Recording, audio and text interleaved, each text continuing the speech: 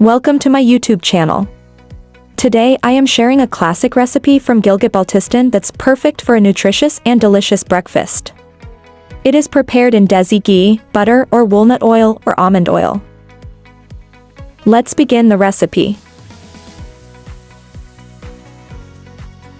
In a cooking pan, add 1 cup of water and half a cup of almond oil. Add 1 teaspoon of salt to the mixture.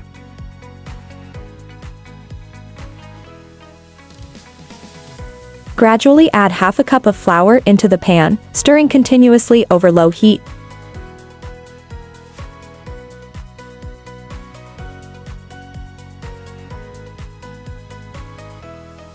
Continue to stir the mixture for 6 to 8 minutes until you achieve a texture where the oil separates from the mixture.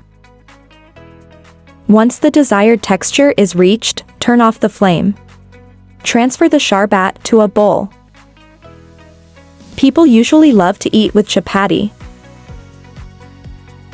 So for that, roll out the prepared dough into bread or chapati.